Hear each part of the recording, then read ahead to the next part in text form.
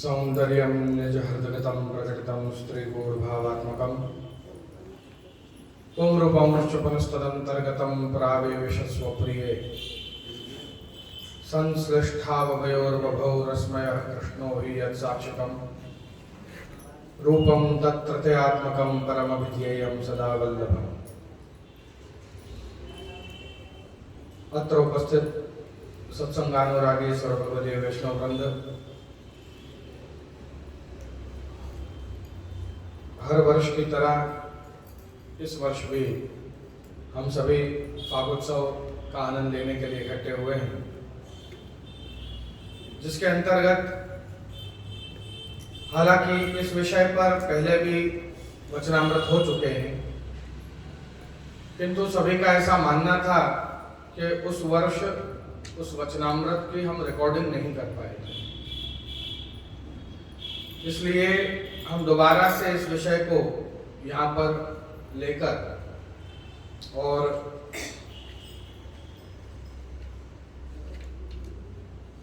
इसको दोबारा से समझने का जो प्रयत्न है हम करेंगे। हालांकि श्रीमद् वल्लभाचार्य जी के ग्रंथ तो ऐसे हैं कि उनको अनेकानेक बार भी यदि पढ़ा जाए तो हर बार कुछ नया जानने को, समझने को हमें मिलता है। श्रीमद् वल्लभाचार्य जी ने अनेक ग्रंथ प्रकट किए हैं, जिनमें से जो 16 ग्रंथ जो हैं वो निर्गुण ग्रंथ हैं और भाष्य, निबंध, श्रीबोधनी इत्यादि जो ग्रंथ हैं वो सगुण ग्रंथ हैं। ऐसा प्राचीन आचार्यों का मानना है। उन्हीं में से ये एक ग्रंथ है जो है सिद्धांत रहस्य। सिद्धांत रहस्य के साथ एक और ग्रंथ है जिसको सिद्धांत मुक्तावली कहा जाता है। सिद्धांत नाम से ये दो ग्रंथ अपने वहां 16 ग्रंथ में से प्राप्त होते हैं। वेदों के द्वारा जो सिद्ध किया हो उसके अंत तक जो पहुंचा दे उसको सिद्धांत ऐसे कहा जाता है कि वेदों ने जिसको भी सिद्ध किया है उसके अंत तक हम चले जाएं, उसको पहचानने के लिए उसको सिद्धांत कहा जाता है। तो यहां पर वेदों ने क्या सिद्ध किया तो कहते हैं सत्य।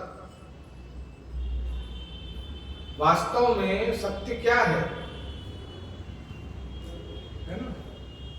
परब्रह्म को परम सत्य माना गया।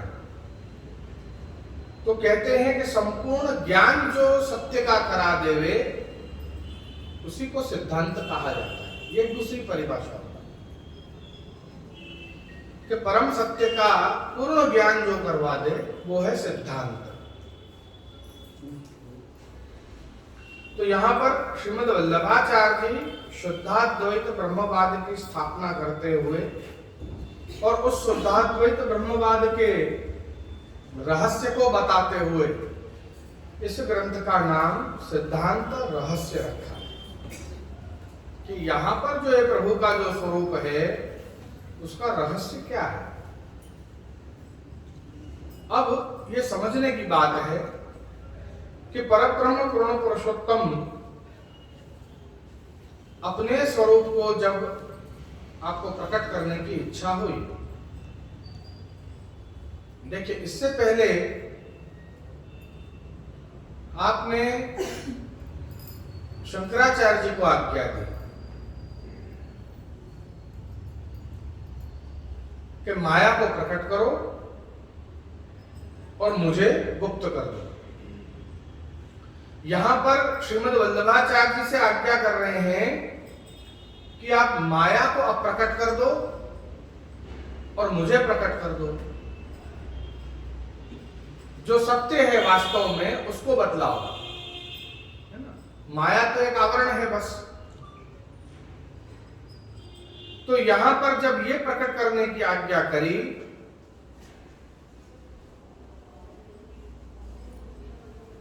ये 3 आज्ञा जो भगवान कर रहे हैं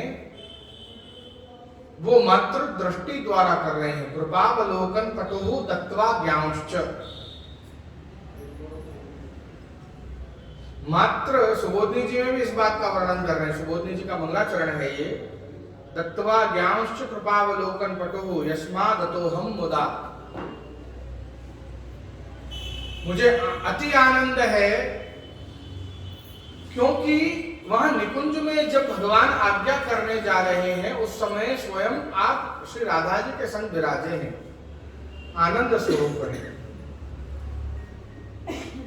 रमण चल रहा है तो स्वयं मुखारविंद से आज्ञा करने का तो सवाल ही नहीं खड़ा होता है। और वैसे भी जो निजजन होते हैं उनको तो इशारे से ही सब समझ में आ जाए, उनको वाणी से बोलने की आवश्यकता है। तो कहा 3 आज्ञा की। पहली आज्ञा मायावाद का खंडन कर भक्ति मार्ग की स्थापना करें। दूसरी आज्ञा करी है अनेक वर्षों से जो बिछड़े हुए जो जीव हैं, जो निकुंज के अधिकारी हैं, उनको शरण में लेवे और दोबारा से निकुंज का अधिकारी बनाओ। और तीसरी आज्ञा श्रीमद् भागवत रसार्थ गूढ़ार्थ प्रकट करें। और समय समय पर श्रीमद् वल्लभाचार्य जी ने ये तीनों आज्ञाएं पूर्ण की हैं, प्रभु की पालन किया है।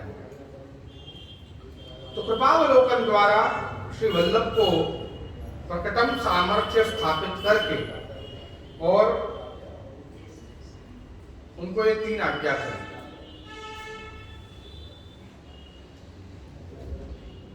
अब देखिए, समझने की बात है, अलग अलग मार्गों में पवित्रता का, शुद्धता का अलग अलग प्रकार बतलाया गया है। तो जीव तो भगवद अंश है और भगवान जैसे पूर्ण एवं शक्तिशाली का अंश होने के बावजूद भी जीव पूर्ण और शक्तिशाली क्यों नहीं है? फिर ये प्रश्न खड़ा होता है कि सब अलग अलग मार्ग में पवित्रता के अलग अलग प्रकार बताए गए हैं। कोई कहता है साहब यज्ञ से पवित्र होगे, कोई कहता है साहब दान करो तो पवित्र होगे, दोष दूर होंगे, कोई कहता है कि जप करो, तप करो, योग करो तो उससे पवित्र होगे। तो यहाँ पर समर्पण से पवित्रता बतलाई। तो इतने प्रकार से अलग अलग मार्ग में जो पवित्रता का जो प्रकार जो बतलाया है वो क्यों है ऐसा?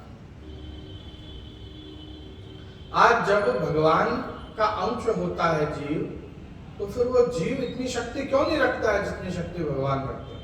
ये प्रश्न खड़ा है। तो यहाँ पर जिस समय वो भगवान से अलग होता है जीव, अंश है ना उसका, तो उस समय उसकी जो अवस्था रहती है वो शुद्ध अवस्था रहती है।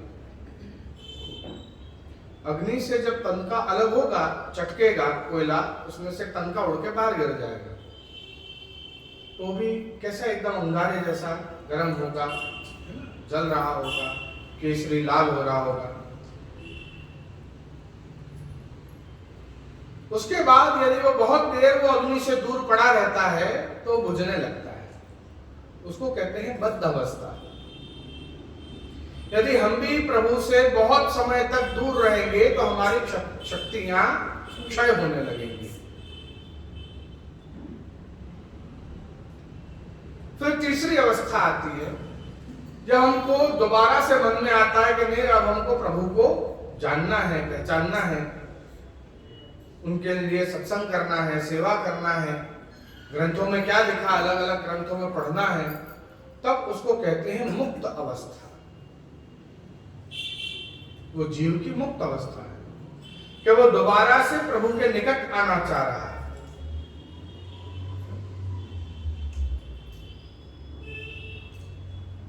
ये जितने भी हमारे दोष हैं, ये प्रभु के 6 गुण जब हमारे अंदर से जाने लगते हैं तब हमारे अंदर ये दोष आने लगते हैं। जैसे ऐश्वर्य है, ये भगवान का गुण है, और जब हम भगवान से दूर होते हैं और हमारे अंदर से ऐश्वर्य खत्म होने लगता है तो हम भयभीत होने लगते हैं। छोटी छोटी चीज का भय है अपन को।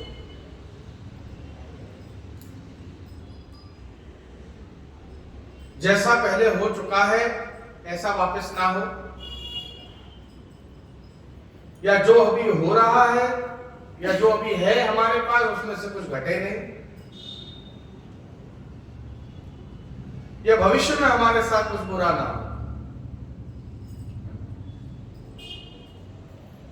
अलग अलग प्रकार के भय हैं, भूतकाल के भी, वर्तमान काल के भी और भविष्य काल के भी। हमारे अंदर से जब ऐश्वर्य घटने लगता है तब हम भयभीत होने लगते हैं। जब हमारे अंदर से यश घटने लगता है तब हम जन्म और मरण के चक्कर में पड़ने लगते हैं बारंबार। जब हमारे अंदर से ज्ञान खत्म होता है तो हम अपने स्वरूप को और प्रभु के स्वरूप को भूल जाते हैं, अपने आप को भी साधारण समझते हैं। जब हमारे अंदर से वीर्य कम होता है तो हम सुख और दुख का अनुभव करने लगते हैं। जब हमारे अंदर से श्री कम होता है तो प्रभु से विमुख हो जाते हैं, क्योंकि श्री वो राधा तत्व है। और यदि हमारे अंदर से राधा भाव चला गया, स्वामिनी भाव चला गया, दास भाव चला गया तो प्रभु से विमुक्त तो होना ही है।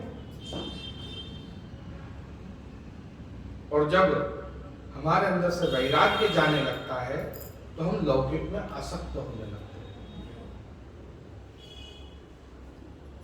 छोटे छोटे सुखों में हम अपना सुख ढूंढते हैं।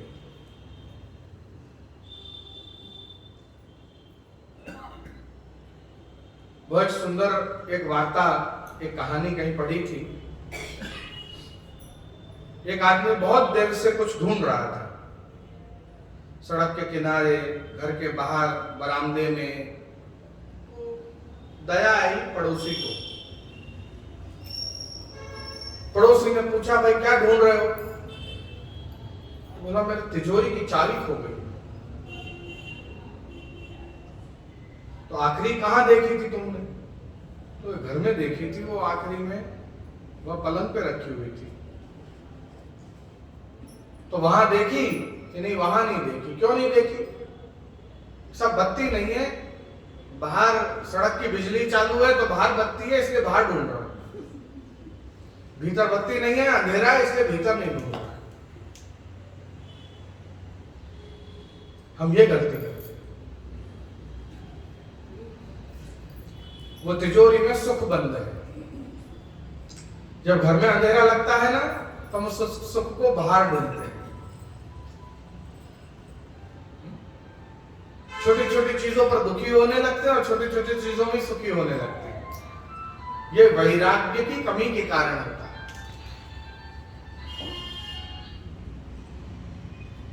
जब किसी में भरपूर वैराग्य होता है तो अति आनंद की परिस्थिति में भी वो सम रहता है, अति दुख की परिस्थिति में भी वो सम रहता है। सम रहना, ना अति दुख होना, ना अति सुख होना। सुख मिला है तो भी प्रभु की कृपा है, दुख मिला है तो भी प्रभु की इच्छा है। संभाव रखना।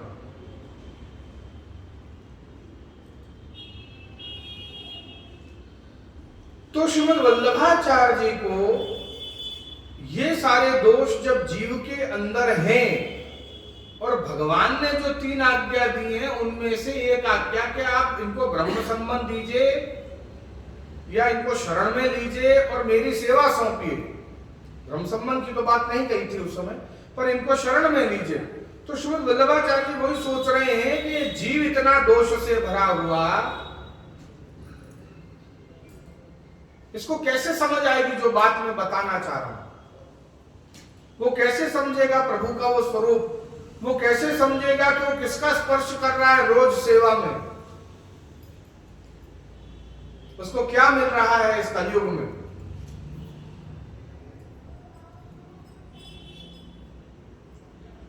श्रावण मास के शुक्ल पक्ष की एकादशी आप ब्रज में विराज रहे हैं, गोकुल में। नींद नहीं आ रही। ऐसा नहीं है कि एकादशी का जागरण कर रहे हैं, नहीं, पर उस दिन नींद ही नहीं आ रही।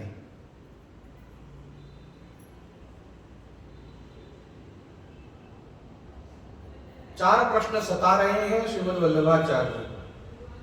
अपने जैसी चिंताएं नहीं होती उनको। कल उसका बिल कैसे भरेंगे और परसों उसका वो कैसे निकलेगा, इंस्टॉलमेंट और क्रेडिट कार्ड का बिल कैसे भरा जाएगा और लाइट बिल का, ये सब चिंता नहीं होती। क्या चिंता है? पहली चिंता, पुष्टि मार्ग में जीव जो दोष से भरा हुआ है उसके दोष के निवारण का प्रकार क्या? क्योंकि उनमें से कितने दोष तो ऐसे हैं कि वो कर रहा है तो भी उसको पता नहीं है कि ये दोष वो कर रहा है, और कोई भी नहीं जान पाएगा।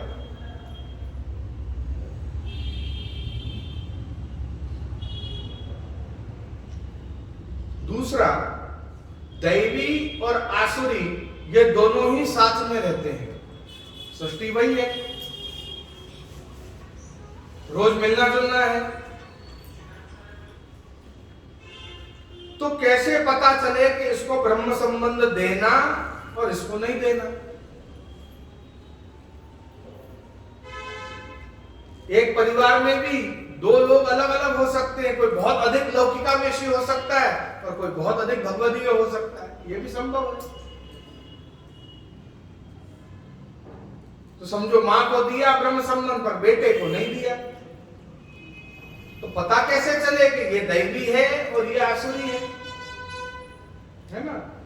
क्योंकि दोनों साथ में रहकर एक जैसे ही हो रहे हैं।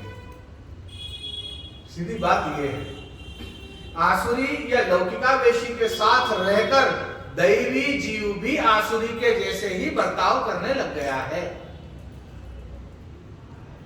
रहन सहन, खान पान, बातचीत सब में उसके गंभीरता खत्म हो गई।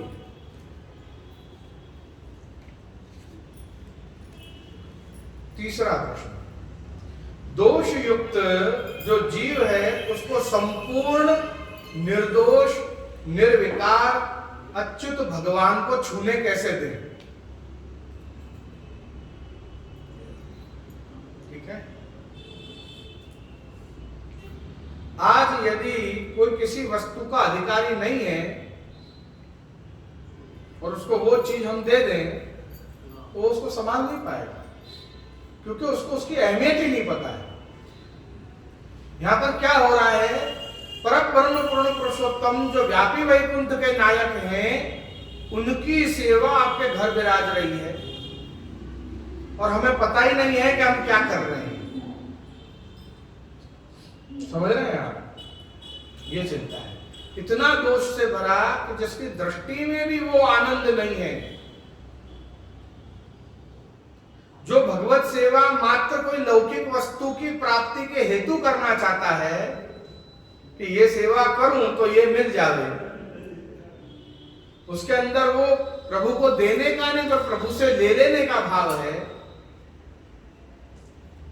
ये तो बहुत लोगों ने किया। इसमें पुष्टि जीव की विशेषता क्या हुई? फिर प्रश्न ये खड़ा होगा कि पुष्टि जीव विशेष क्यों हुए? तो मर्यादा जीव भी हैं, ज्ञानी भी हैं, है ना, बहुत है फिर ऐसे। चौथा, कि उस ब्रह्म के अंदर जो रसमय रहस्य है, उस रहस्य को वो कैसे पहचाने? दृष्टि भी चाहिए ना।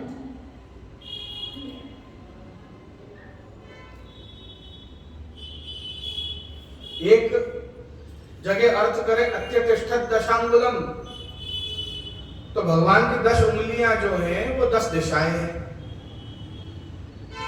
दिशा 10 है, ये जानते हैं आप? दिशाएं कुल 10 हैं। जिसकी 10 दिशाओं में विजय हुआ हो, ऐसे 10 रथ। दिशाएं कितनी है? 10। 4 तो कुल हो गई, है ना, फिर 4 हो गए कोण, और ऊपर और नीचे, ऐसे 10।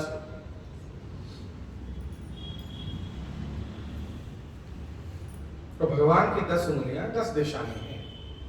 एक अर्थ ये होता है। एक अर्थ होता है कि नाभि से 10 अंगुल ऊपर हृदय में मेरा वास है। एक अर्थ ये होता है ना। कहां विराजे हैं प्रभु? तो नाभि से 10 अंगुल ऊपर।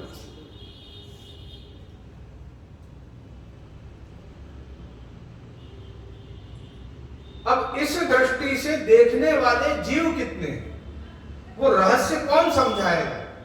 उनके भीतर जो सोई हुई अग्नि है उसको घर्षण करके कौन जगाएगा? कैसे होगा ये? वो आग तो जलनी चाहिए ना अंदर, ज्ञान की, प्रेम की।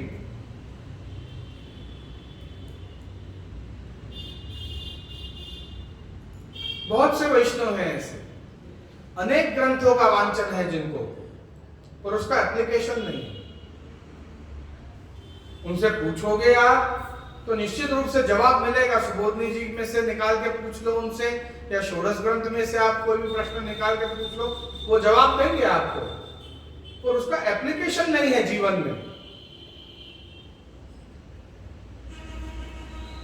जिसका अर्थ है कि वो ज्ञान मार्ग में है, अभी भी पुष्टि मार्ग में नहीं।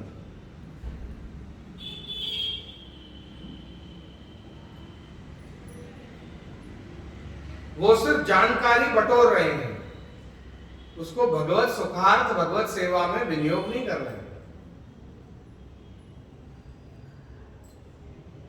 नहीं हुआ ऐसा। तो यहां पर श्री वल्लभ को ये 4 प्रश्न जाग रहे हैं, और ऐसे समय में मध्य रात्रि में वहां पर जो श्री वल्लभ को बेचैनी हो रही थी कि प्रभु ने आज्ञा तो करी कि जीवों को शरण में लो और उनको निकुंज का अधिकारी बनाओ, पर ऐसे कैसे बना दें? तो कौन सी ऐसी वस्तु, कौन सा ऐसा मंत्र, कौन सा ऐसा उपाय है कि जिसके द्वारा संपूर्ण रूप से पवित्र हो सके, भगवत सेवा का अधिकारी हो सके? और फिर इतना बड़ा मंत्र यदि अगर कोई है भी तो किसको देना और किसको नहीं देना? आज भी हम देख रहे हैं कि ब्रह्म संबंधी जीव भी बहुत है ऐसे जो भटक रहे हैं। धन बहुत है, पर ना गुरु के सन्मुख हो रहे, ना घर में बैठकर 4 ग्रंथ खोलकर सत्संग कर रहे, और ना ही सेवा में पहुंच रहे।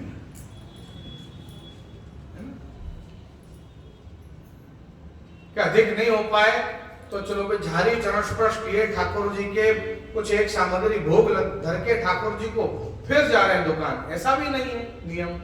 बहुत से ऐसे ब्रह्म संबंधी है, ऐसे बहुत से। तो फिर उसको ब्रह्म संबंध देना भी या नहीं देना? और वो पहले से कैसे पता चले कि ब्रह्म संबंध के लायक है या नहीं है? ये सारे प्रश्न हैं।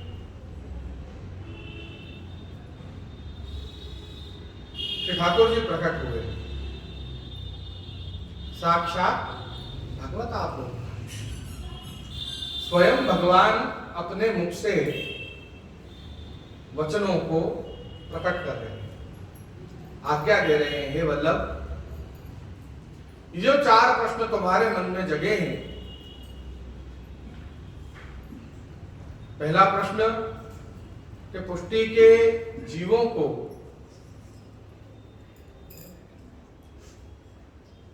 निर्दोष कैसे बनाया जाए, उसका एक ही मात्र प्रकार है शरणागति का, ब्रह्म संबंध के द्वारा।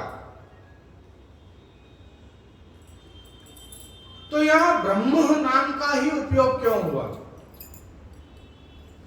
पुष्टि पुरुषोत्तम संबंध, पूर्ण ब्रह्म संबंध है ना, या पुरुषोत्तम से संबंध, ऐसा कुछ क्यों नहीं कहा? ब्रह्म शब्द तो वेद में भी उपयोग हो रहा है और पुराणों में भी उपयोग हो रहा है, मर्यादा में भी उपयोग हो रहा है। तो क्या ये मर्यादा दीक्षा है? ब्रह्म संबंध ही क्यों कहा? ब्रह्म पद का उपयोग करने से वो पूर्ण पर ब्रह्म है, ये स्पष्ट होता है। इसलिए न प्रतीकेन सह, यहां प्रतीक के साथ संबंध नहीं करवा रहे हैं, है ना? कोई कोई प्रतीक का आवाहन करके उसका स्थापन करके उसके साथ संबंध नहीं करवा रहे हैं। साक्षात भगवत संगात, साक्षात परम ब्रह्म के साथ ही संग हो रहा है तुम्हारा, उन्हीं के साथ संबंध जुड़ रहा है। यह स्पष्ट करने के लिए ब्रह्म संबंध नाम रखा है उसका। यहां पर ब्रह्म संबंध का अर्थ भी पुष्टि पुरुषोत्तम ही है। और यह साक्षात प्रकट होकर 4 प्रश्नों का समाधान दे रहे हैं कि पुष्टि मार्ग का रहस्य क्या है, रहस्य भी बता रहे हैं, और अनेक प्रकार के प्रश्नों का उत्तर आपने इस ग्रंथ के द्वारा दिया। अब देखें जी, ब्रह्म ही मतलब ब्रह्म संबंध ब्रह्म ही क्यों कहा? कृष्ण भी कह सकते थे या पुरुषोत्तम भी ऐसा। पूर्ण पर ब्रह्म, मैंने कहा ना, पूर्ण पर ब्रह्म के साथ संबंध जुड़ने के कारण, क्योंकि यह नाम जो है वो वैदिक भी है, पौराणिक भी है और पुष्टि मार्गीय भी है। तो वहां पर उस ब्रह्म शब्द को कहने का अर्थ यही है कि साक्षात पर ब्रह्म से संबंध हो रहा है। ब्रह्म शब्द को उपयोग करने का अर्थ ही यही है।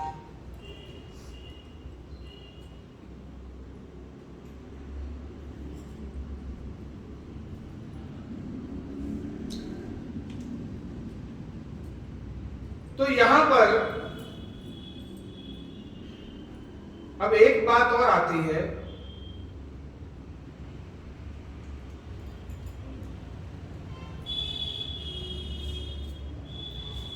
कि उस समय वहां पर दमला जी भी विराजमान है और उन्होंने भी सब कुछ सुना है, पर जब उनसे पूछा गया तो उन्होंने कहा समझो नहीं, सुनो सही पर समझो नहीं। क्यों नहीं? क्योंकि अब तक श्री वल्लभ ने उनके अंदर वल्लभाग्नि समवाय संबंध नहीं किया है, इसलिए।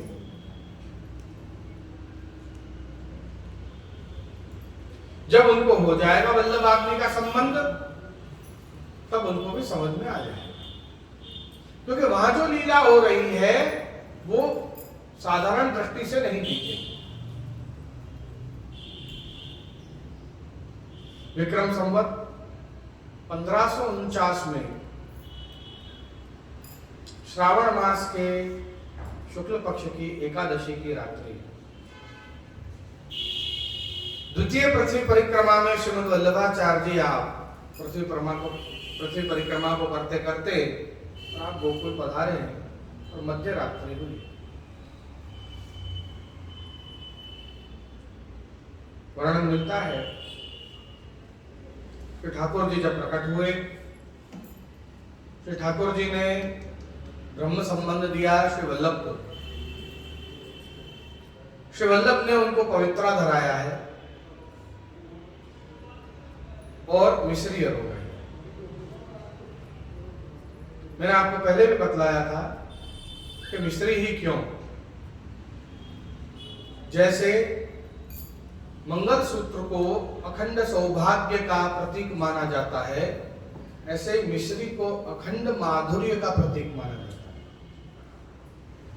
ठाकुर जी को यदि मिश्री आरोग आते हैं तो हमारी प्रीति उस प्रभु के चरण में जुड़ी रहती है, लगी रहती है, उस संबंध में माधुर्य बना रहता है, मिठास बनी रहती है, इसलिए मिश्री आरोग है। साक्षात भगवत आपलोकता तदक्षरश उच्यते। तो साक्षात भगवान ने प्रकट होकर जो जो आज्ञा की वो तद अक्षरशः मैं यहां कह रहा हूं, ऐसा वल्लभ कह रहे हैं। तो किसी ने प्रश्न किया कि श्री ठाकुर जी ने तो ब्रह्म संबंध का मंत्र भी बोला उस समय, तो वो मंत्र यहां क्यों नहीं लिखा? तद अक्षरशः यदि ये बात कह दी तो फिर उसमें तो ब्रह्म संबंध मंत्र भी होना चाहिए। अक्षरशः का अर्थ तो वही हो गया है ना। उसके 2 कारण हैं कि यहां मंत्र क्यों नहीं हमको दिख रहा। एक, मंत्र शब्द जो है वो मत्री गुप परिभाषणे, मत्री धातु से बनता है मंत्र शब्द। मत्री का अर्थ होता है गुप्त रखा जाए इसको, ठीक है। मंत्र कोई भी हो उसको गुप्त रखिए। मंत्र को आप जितना गुप्त रूप से बोलेंगे इतना ही वो तेजोमय होता जाएगा। तब कोई प्रश्न करता है कि अष्टाक्षर मंत्र तो जोर जोर से गान करते हैं, तो क्या वो अनुचित है, क्या वो गलत है? तो कहा नहीं। अष्टाक्षर जो है वो महामंत्र कीर्तनेन विशेषतः, श्री हरिराय जी आज्ञा कर रहे हैं कि अष्टाक्षर जो है उसका आप संकीर्तन कर सकते हैं किसी उचित स्थान पर बैठकर, ठीक है। अब स्मशान में बैठकर यदि उसका जोर जोर से गान हो रहा है तो अनुचित है, वो उचित नहीं है ना। अष्टाक्षर का गान कोई ऐसे सत्संग भवन हो, उसमें बैठकर 4 वैष्णव उसका गान करें सतत, साहब 1 घंटे तक हम अष्टाक्षर का गान करेंगे तो वो चलेगा।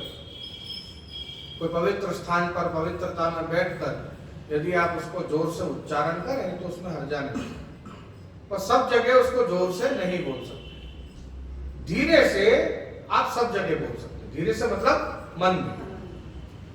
अष्टाक्षर को आप कहीं भी बोल सकते हो, किसी भी स्थान पर मन में, जोर से नहीं। तो उचित स्थान पर अष्टाक्षर का संकीर्तन हो सकता है, ऐसा श्री हरिराय जी आज्ञा कर रहे हैं। तो पंचाक्षर तो कहा नहीं, पंचाक्षर तो मात्र पवित्र अपरस में ही, पूर्ण अपरस में जब हो तब ठाकुर जी के सन्मुख ही उसको आप बोले। पंचाक्षर को आप पवित्र भी हो पर दूसरे सब कार्य कर रहे हो घर के, तो उस समय भी पंचाक्षर ना बोले। हाँ, अगर आप अपरस में हैं, ठाकुर जी माला आदि सिद्ध कर रहे हैं पुष्प परोकर तो बोलिए, झाड़ी भर रहे हैं तो बोलिए, है ना। पंचाक्षर मात्र पवित्र स्थान पर और पवित्र रूप से आप स्वयं भी पवित्र हो तो भी बोल सकते। पर अष्टाक्षर आपने यदि स्नान नहीं भी किया है तो भी अष्टाक्षर तो मन में बोल सकते हैं कभी भी, कहीं। दूसरा कारण, पहला कारण तो कि वो गुप्त रखना है उसको, इसलिए उसको यहाँ प्रकट नहीं किया कि मंत्र को जितना गुप्त रखा जाए इतना उसका तेज बढ़ता है। दूसरा कि ये जो सिद्धांत रहस्य ग्रंथ है इसके एक एक श्लोक में आपको ब्रह्म संबंध का मंत्र मिल जाए।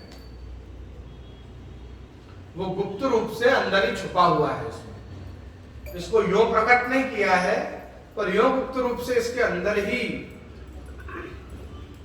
समाविष्ट कर दिया है, और वो ही इसका रहस्य है, ये भी समझ सकते हैं। और उसी रहस्य को अपन को इसमें से निचोड़ कर निकालना है कि इसी में वो मंत्र कहां कहां है। सो श्री ठाकुर जी ने जीवों को इस मंत्र के द्वारा दीक्षित करने की आज्ञा करी। हालांकि दीक्षित शब्द जो है वो सबको समझ में आ जाए इसलिए उपयोग में किया जाता है। बाकी ब्रह्म संबंध के लिए दीक्षित शब्द या ब्रह्म संबंध मंत्र की दीक्षा, ये शब्द उचित शब्द नहीं है। तो कौन सा शब्द उचित है? कहते हैं दान। ब्रह्म संबंध का दान दिया श्री वल्लभ ने। दान शब्द सबसे उत्तम है। कृपा को दान करो। ब्रह्म संबंध होने के बाद कृपा होगी ऐसा नहीं है। ब्रह्म संबंध प्राप्त करना अपने आप में बहुत बड़ी कृपा है, इसलिए उसको दान कहा। अदेय दान दक्षश्च, ये अदेय दान है, ये कोई नहीं दे सकता ऐसा दान है, मात्र वल्लभ कुल ही प्रदान कर सकता। श्री वल्लभ में ही ये सामर्थ्य है।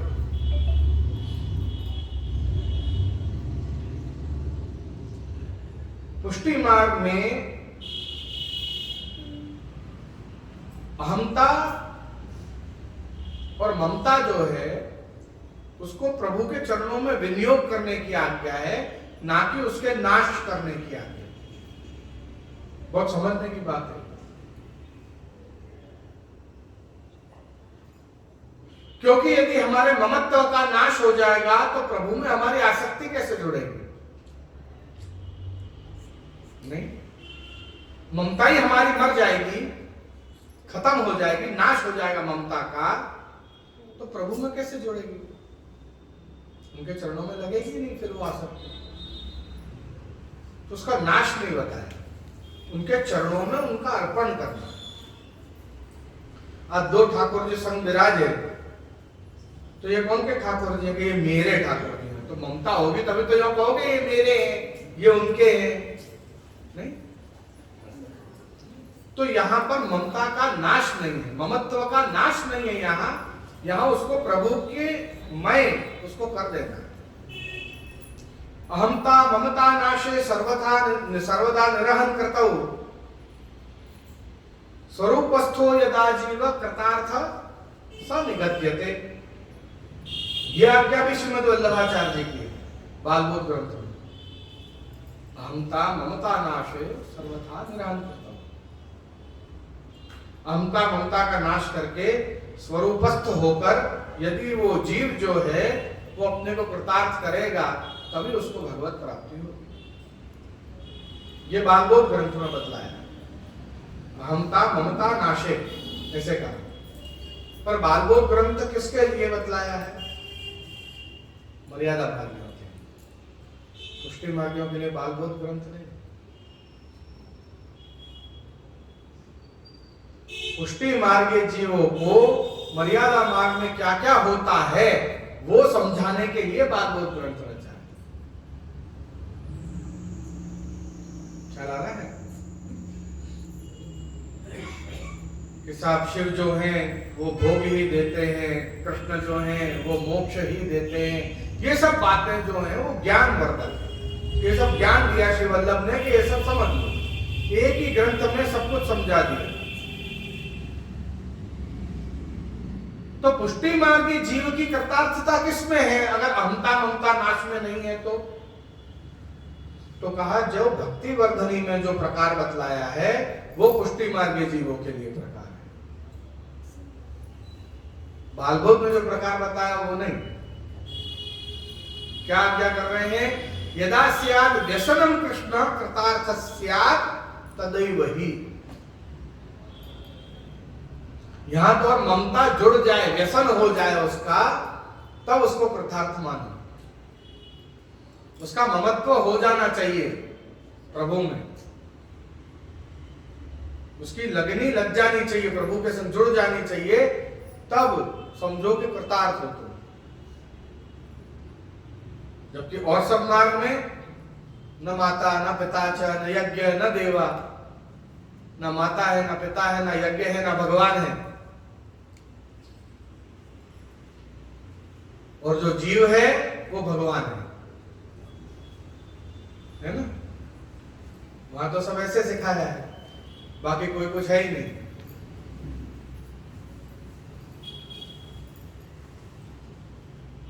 जहां बाहर सब जगह कह रहे हैं कि भीतर ढूंढो, वहां श्री वल्लभ भी यही कह रहे हैं, पर वो भीतर जो प्रभु विराज रहे हैं आपके, उसको बाहर पधराओ, प्रकट करो, उसको साकार करो। कृष्यमानान जनान दृष्ट्वा कृपा युक्तो यदा भवेत् तदा सर्वम सदानंदम। वो जो सदानंद स्वरूप है वो हृदयस्थम निर्गतम बहि, उसको हृदय से बाहर पधराओ अपने सामने, और फिर उसका आमने सामने दर्शन करो। अंदर हृदय में तो हृदय कल्पित आसन, उसके तो आसन की भी कल्पना करनी पड़ती है। वो हृदय में पधारेगा वो तो बहुत बड़ी बात हो गई, जब उसकी आसन की भी कल्पना करनी पड़ती है।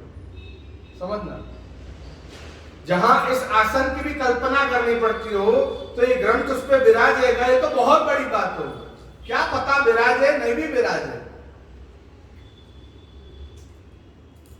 और दूसरी ही तरफ स्नेह से, प्रेम से वे गोपियों ने अपना चुनर पहनी हुई, कोरी भी नहीं है, वो पहनी हुई चुनर यूं बिछा दी है प्रभु के लिए कि प्रभु विराजो आरोगो, और प्रभु विराज रहे और आरोग रहे। समझने की बात है।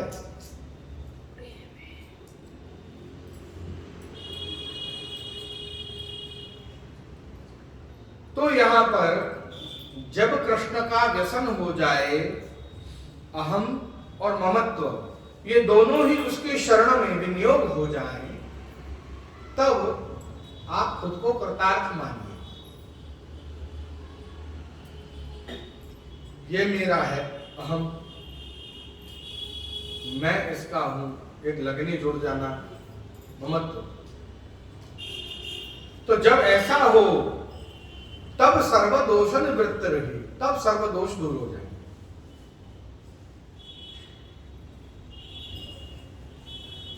जिस दिन आप प्रभु को स्वीकार लोगे, अपना मान लोगे, उस दिन सर्वदोष दूर हो जाएंगे। ब्रह्म संबंध करणम नाम एतन्मार्गीय आचार्य द्वारा भगवान निवेदने। अब ब्रह्म संबंध कौन दे सकता है, ये प्रश्न खड़ा होता है। तब कहा कि वंश परंपरागत मात्र अग्नि कुल के, वल्लभ कुल के आचार्य ही ब्रह्म संबंध दे सकते हैं, और किसी को आज्ञा नहीं है। तो ब्रह्म संबंध ब्रह्मत्वात् ब्रह्म पुरुषोत्तम तत्संबंध तस्मिन् देहात्मनो निवेदनम। ये श्री रघुनाथ जी आज्ञा कर रहे हैं, पंचमलाल जी, श्री गोसाई जी क्या कह रहे हैं कि यहाँ ब्रह्म अक्षर ही क्यों लिखा गया है, क्योंकि साक्षात परब्रह्म पूर्ण पुरुषोत्तम को इसी नाम से संबोधित किया जाता है। शॉर्ट में, शॉर्ट फॉर्म में, यदि परब्रह्म पूर्ण पुरुषोत्तम ऐसा पूरा लंबा ना बोलना हो तो ब्रह्म इतना भी कह दो, तो वहां सीधा संबंध इसी से जुड़ता है। और एतन्मार्गीय आचार्य द्वारा भगवान के साथ उसका संबंध जुड़ना। कहीं उसको ईश्वर कहा, कहीं उसको ब्रह्म कहा, कहीं उसको भगवान कहा, मूलतः वो एक ही है। ठीक है ना? गीता में उसको ईश्वर शब्द से संबोधित किया, भागवत में उसको भगवान पितारात्रि भगवान शब्द से संबोधित किया, तो वेदों में उसको ब्रह्म शब्द से संबोधित। मूलतः वो ही है, इसलिए यहां पर ब्रह्म शब्द का उपयोग किया है। कह रहे हैं कि 3 प्रकार से श्री वल्लभ ने यहां पर विशेष कार्य की पुष्टि मानी। एक स्वमार्गीय भक्ति स्वरूप,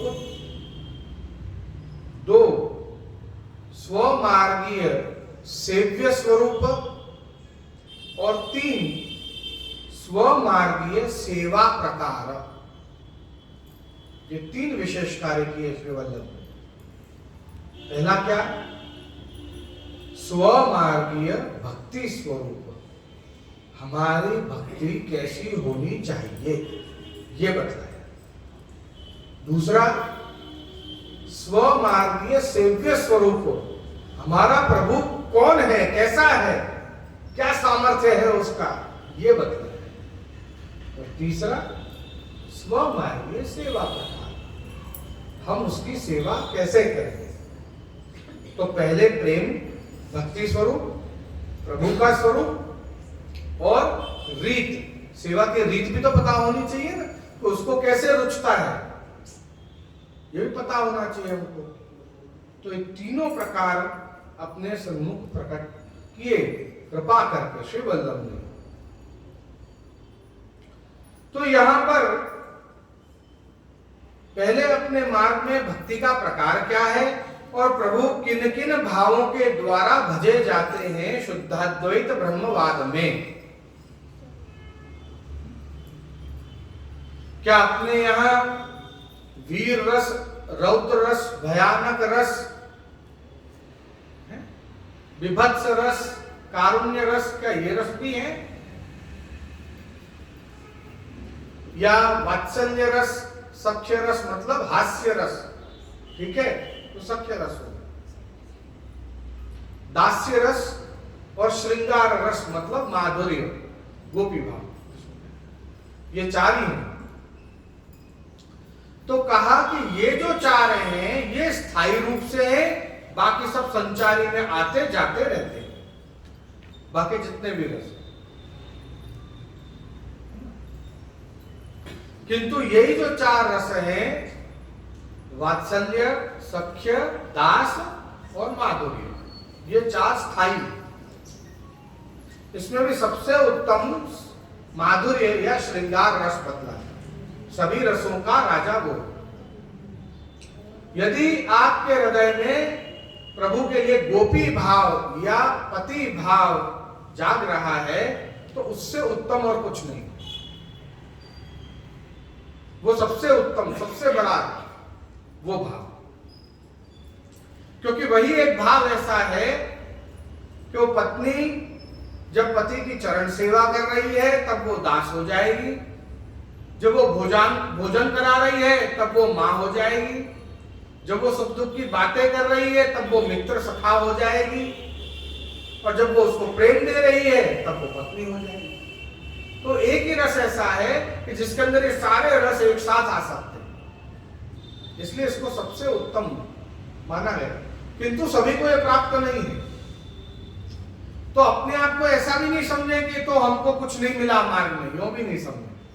जिसको प्रभु के प्रति वात्सल्य भाव है, वो यदि वात्सल्य में ही, मातृभाव या पितृभाव में ही यदि आगे बढ़ता चला जाएगा तो उसको भी वही निकुंज का फल प्राप्त होगा। कोई ऐसा नहीं है कि नहीं माधुर्य से ही निकुंज मिलेगी, नहीं, वात्सल्य से भी निकुंज मिलेगी, सख्य से भी निकुंज मिलेगी, दास्य भाव से भी निकुंज मिलेगी, है ना।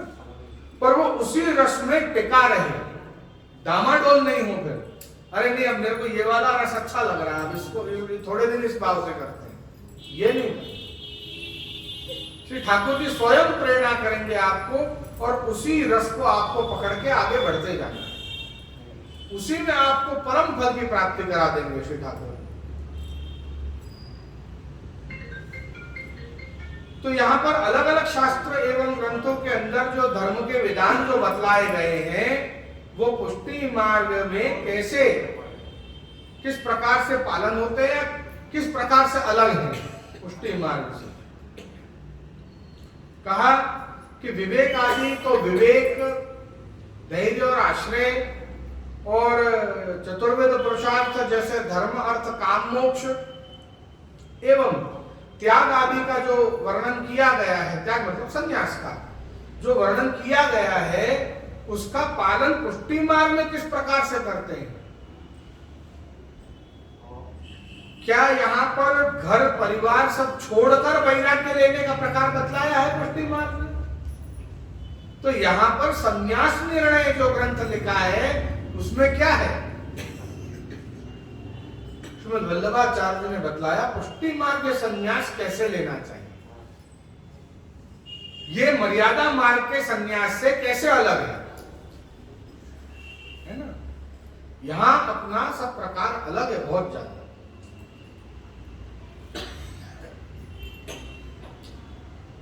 जब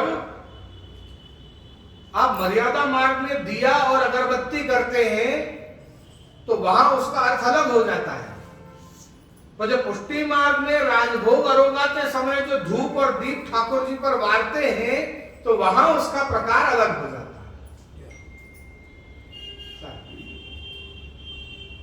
धूप और दीप, वहां पर भी धूप भी लगाते हैं और दिया भी जोड़ा जाता है, किंतु वहां पर ये धूप और दीप प्रगटाकर हम ग्वाल और गोपियों को ये सूचना दे रहे हैं कि अब ठाकुर जी को भोग आ रहा है तो आप अपने अपने घर पे जो सामग्री सिद्ध की है वो भी पधराएं और भोग करें।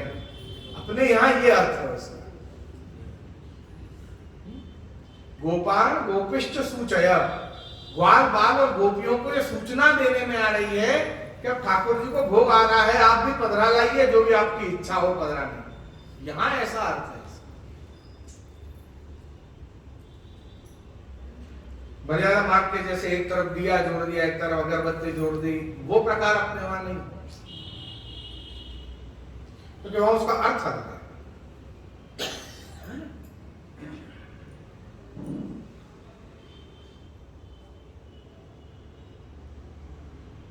यहां पर सेवा में जो प्रतिबंधक दोष जो हैं उनके निवारण का प्रकार है, जो साधारण मंत्रों से दूर नहीं हो सकते। साधारण मंत्र तो ठीक, प्राचीन आचार्य तो यहां तक कहते हैं कि 1000 जन्म पर्यंत, 7 जन्म नहीं, 1000 जन्म पर्यंत भी वो अनेक प्रकार के जप करेगा, तप करेगा, दान करेगा, यज्ञ करेगा, तो भी इन दोषों से निवृत्त नहीं हो पाएगा, जिन दोषों से ब्रह्म संबंध का मंत्र हमको निवृत्त करना। सोचो आप, कितनी बड़ी दीक्षा आपको प्राप्त हो रही है, अपरण उसको साधारण में ले लेते हैं। हाँ साहब, मम्मी ने कही थी तो ले लिया, सासू ने कही थी तो ले लिया, यूं। पर यहां पर मात्र एक मंत्र हाथ में तुलसी लेकर वल्लभ कुल हमसे बुलवा रहे हैं श्री ठाकुर जी के सन्मुख, और उसके कारण हमको क्या नहीं मिल रहा।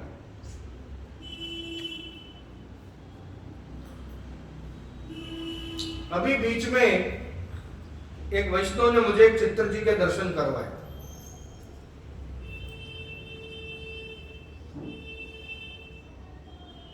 श्री ठाकुर जी को एक वृक्ष के चौतरे पर विराजमान करके एक वैष्णव को ब्रह्म संबंध दिया था श्री गोसाई ने।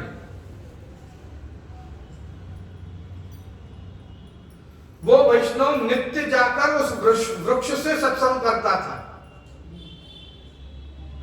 कि ये भी वैष्णव है, याने भी यह मंत्र सुने। और वास्तव में उसका भाव इतना सुंदर कि जब वास्तव में श्री गोसाई जी वहां पधारे तो वृक्ष झुककर और चरण स्पर्श किए हैं उस वृक्ष अपनी शाखाओं के द्वारा। इतनी शक्ति है इस ब्रह्म संबंध मंत्र में, समझिए। और अपन इसको खेल खेल में लेते हैं। हाँ, हो गया, बचपन में लिया, क्या दिया समझ नहीं। ये ब्रह्म संबंध में जीव को एकदम प्रभु लायक, निर्दोषम्मी समम ब्रह्म, ऐसा शब्द का उपयोग हुआ है। भगवान के समान निर्दोष हो जाता है जब वो जीव ब्रह्म संबंध ले लेता है। जब वो ठाकुर जी के सामने खड़ा होता है, तुलसी जी ठाकुर जी के चरणों में समर्प रहा होता है, उस समय वो भगवान के समान पवित्र कहलाता है। उससे वहां से हटा, बाहर निकला, फिर बात की बात है।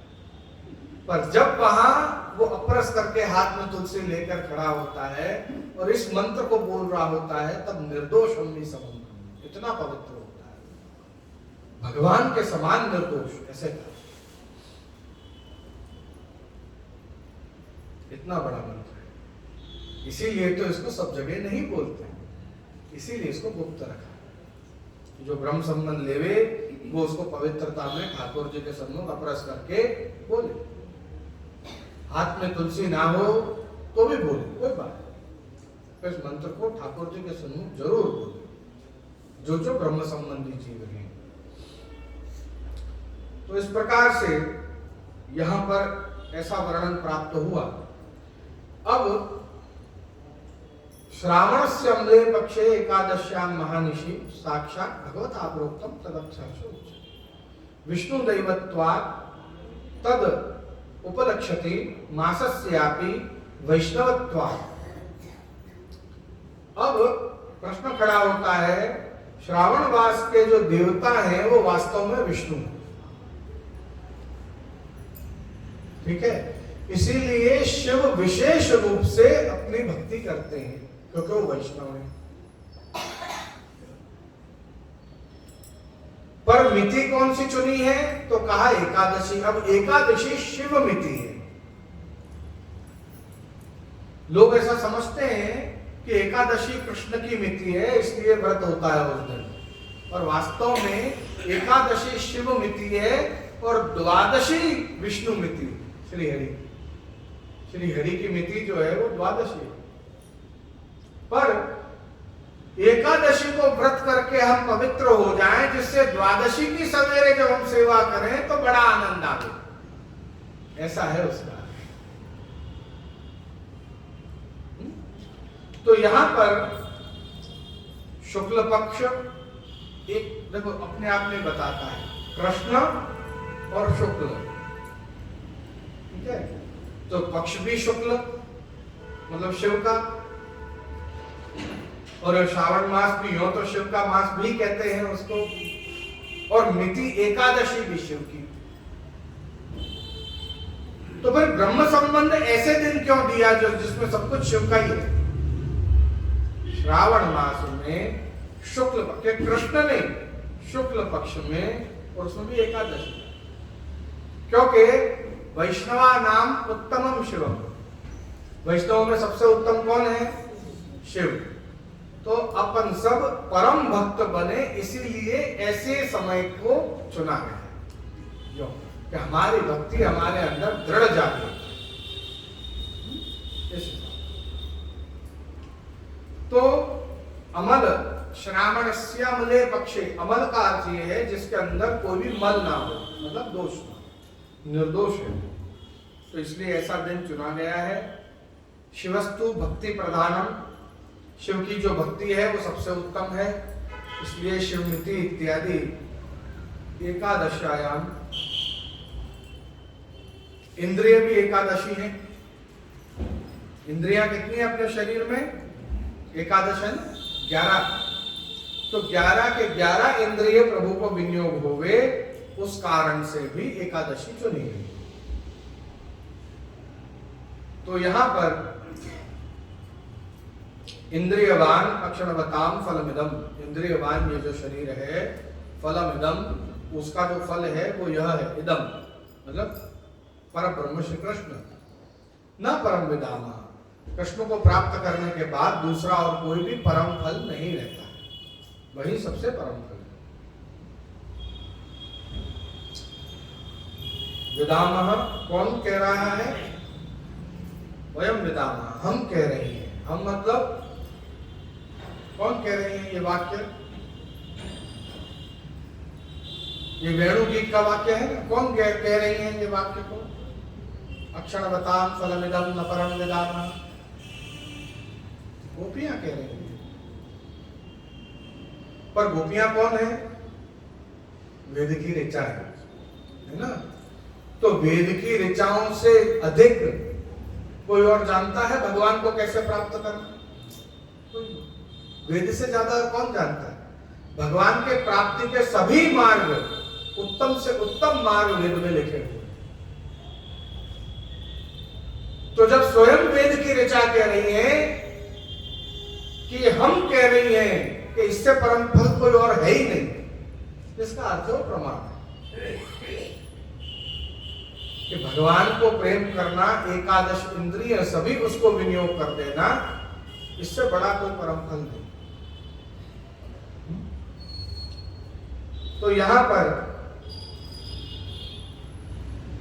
मोक्ष इसीलिए गौण हमको लगता है क्योंकि सर्वेंद्रिय द्वारा भगवान को हम प्राप्त कर सकते हैं, छू सकते हैं, सुन सकते हैं, देख सकते हैं, है ना। इसलिए हमको जो है पुष्टि मार्ग जीवों को मोक्ष गौण है, क्योंकि मोक्ष में ये नहीं है। मोक्ष में सामीप्य है तो आप उसके पास खड़े हो, ना उसको सुन सकते हो ना छू सकते हो, उसका आनंद नहीं ले सकते। तो सामीप्य, बस उसके पास खड़े हो बस। सारूप्य मिल गया तो आप भी कोई ना कोई मूर्ति बनकर जन्म लोगे और आपको किसी मंदिर में स्थापित कर दिया जाएगा और आपकी भी सेवा पूजा की जाएगी। तो सारूप्य हो गया कि भगवान जैसा रूप मिल गया आपको, आपको भी भगवान जैसे ही पूजा जा रहा है।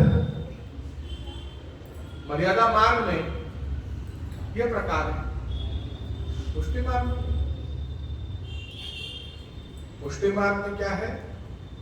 पुष्टि सायुज्य,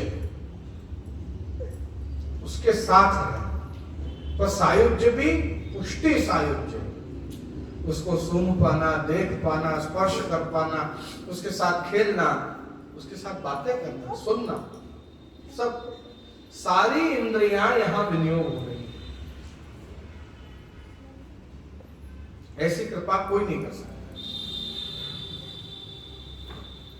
श्री वल्लभ ने कृपा कर हमको यह दिया दान, अदेय दान।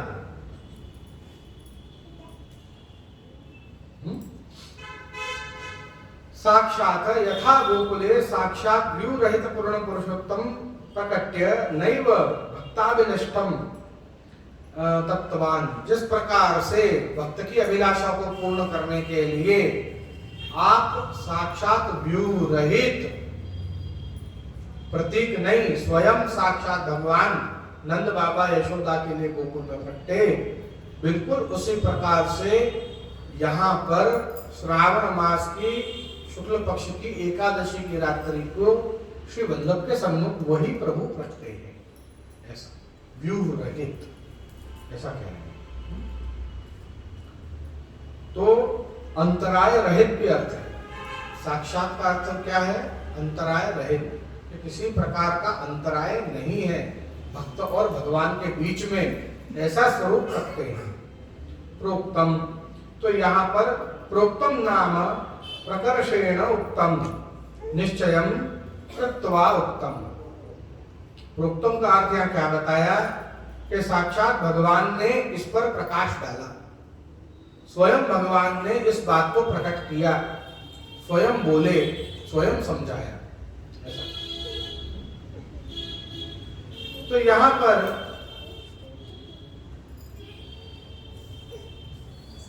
श्रृंगार रस के पूर्ण भाव से दर्शन हमको हो रहे हैं कि किसी प्रकार का अंतराय हमारे और प्रभु के बीच में अब रहा नहीं है। इसीलिए साक्षात स्वयं ही प्रकटे हैं, ये बतलाने के। तद अक्षरशः, तो भगवान द्वारा बोले गए एक एक अक्षर को ध्यान पूर्वक ग्रहण किया श्री वल्लभ ने, और फिर उसका वर्णन प्रारंभ किया। ब्रह्म संबंध करणात, यहां तक जो भी आज्ञा है वो श्री वल्लभ कर रहे हैं, उसके बाद जो भी आज्ञा है वो स्वयं भगवान कर रहे हैं इस ग्रंथ में। श्रावण से अम्ले पक्षे एकादश्यां महानिशि साक्षात भगवता प्रोक्तम तदक्षरश उच्यते ब्रह्म संबंध करणात् सर्वेषां देह जीवयो। तो ब्रह्म संबंध करणात् तक श्री वल्लभ बोले, उसके बाद सर्वेषां देह जीवयो सर्वदोष निवृत्ति रही दोषाः पंचविधा स्मृता, ये सब जो बोल रहे हैं ये स्वयं गोवर्धन उद्धरण बोल रहे हैं, ऐसी आज्ञा है।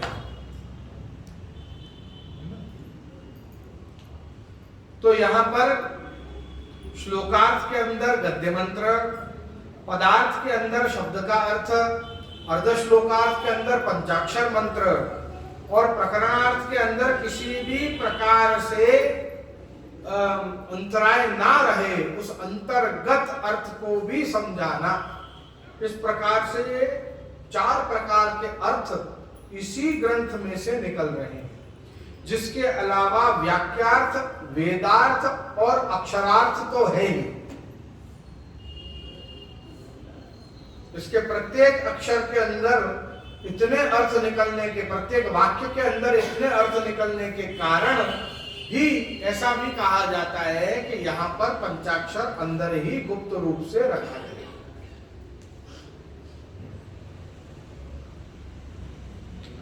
तो ब्रह्म संबंध करणात् सर्वेषां देह जीवयोः सर्वदोष निवृत्तिर्हि दोषाः पंचविधा स्मृता।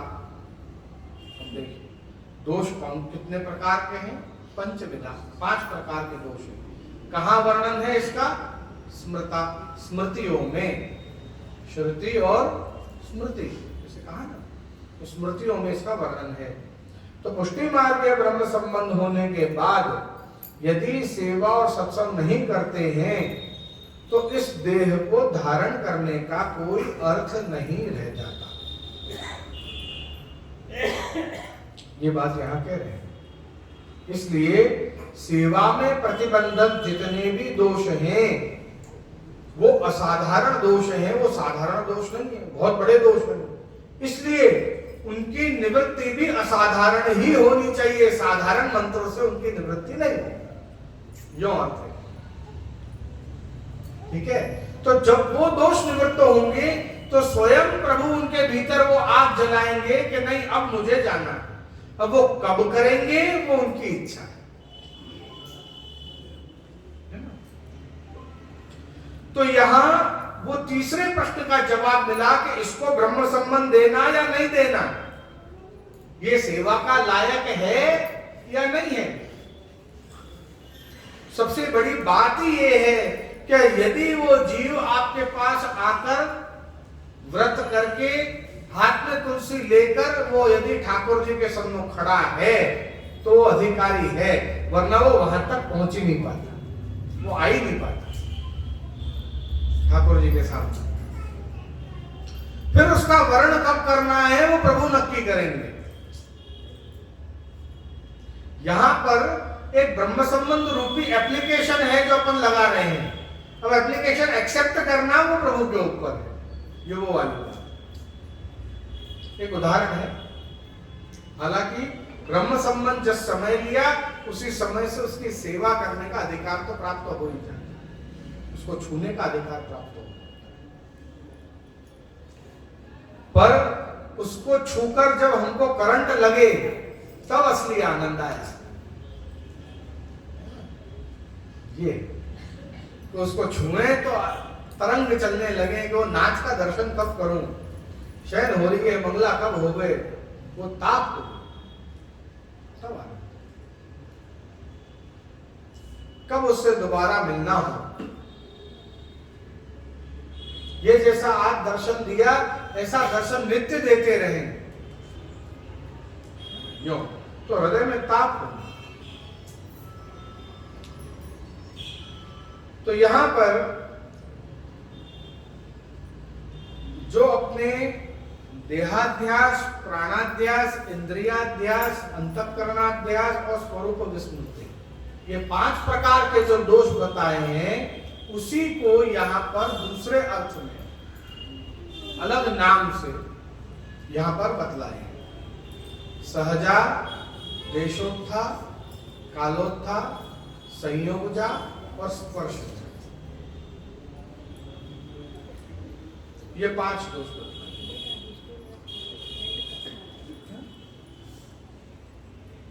ब्रह्म संबंध करना, ब्रह्म संबंध होने से सर्वेशाम देह जीवयो, सर्वदेह जीव, सर्वदोष की निवृत्ति, सर्वदोष निवृत्ति ही शब्द जोड़कर वहां निश्चित ही होगी, उसमें आप संशय मत करिए। दोषाः पंचविधा स्मृता, दोष 5 प्रकार के हैं स्मृता, ऐसा स्मृतियों में भी वर्णन मिलता है। देह और जीव, देह जीवयो, ऐसा देह और जीव अलग अलग क्यों कहा? ये प्रश्न भी खड़ा हो है ना। देह और जीव ऐसा अलग अलग इसलिए कहते हैं कि जीव जब परमात्मा से दूर होता है तो बद्धावस्था में पहुंचता है और उसके बाद उसके अंदर से 6 गुण जो हैं वो तिरोहित होने लगते हैं। और जैसे देह धारण करता है तो देह धारण करने के बाद वो लौकिक बंधनों में बंधने लगता है और तब उसके अंदर 5 प्रकार की अविद्या आती है। तो जीव के भी ये दोष दूर हो और देह के भी ये दोष दूर हो, इसलिए देह और जीव, देह जीवयो, यो दोनों का उल्लेख यहां कर दिया। ब्रह्म संबंध से मात्र आत्मा ही नहीं शरीर भी पवित्र होता है, यो कहने का अर्थ। तो ब्रह्म संबंध, तो ब्रह्म शब्द का उपयोग क्यों करते हैं? तो यहां जब वेद के अंदर जो ब्रह्म कहते हैं तो उसी से हम भगवान या प्रभु या भगवत संबंध या ऐसे अनेक शब्दों का भी उपयोग कर सकते थे, पर यहाँ समानता का विचार करके ही ब्रह्म शब्द का उपयोग यहाँ पर किया गया है। ब्रह्म शब्द ब्रह्म संबंध करणार्थ, तो यहाँ ब्रह्म संबंध जो है वो अपने आप में फल है और करणार्थ जो है वो साधन है। लोग क्या सोचते हैं कि ब्रह्म संबंध साधन है और सेवा फल है।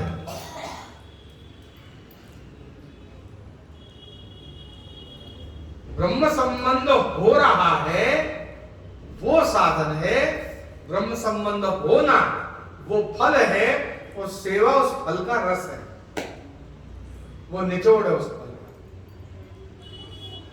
है ना। सेवा तो गलित रस है, फल ब्रह्म संबंध है। ब्रह्म संबंध होना वो जो क्रिया है वो साधन। इस प्रकार से उसका दर्शन करवा रहे हैं, जिसके अंदर यहां पर द्रव्य शुद्धि, देश शुद्धि, काल शुद्धि, मंत्र शुद्धि, क्रिया शुद्धि, कर्म शुद्धि, भूमि शुद्धि, दिशा शुद्धि, आसन शुद्धि, देह शुद्धि, प्राण शुद्धि आदि सब कुछ शुद्ध कर देते हैं, जिसके लिए वेद में अलग अलग प्रकार बताए गए। आसन शुद्धि करो तो फलाना मंत्र बोलो, फलानी मुद्राएं दिखाओ, पैर को पकड़ के यूं ठोको जमीन पे, एड़ी को उसकी, फिर इस तरफ यूं उसको जल को सूंघ के फेंक दो, ये करो वो करो, कुछ नहीं। एक ब्रह्म संबंध ले लिया आपने, सब आ गया। दिशा शुद्धि में वो जल ले लो हाथ में, चारों दिशाओं में उस जल को उड़ाओ, मंत्र बोलो, उसको पवित्र करो, कुछ नहीं।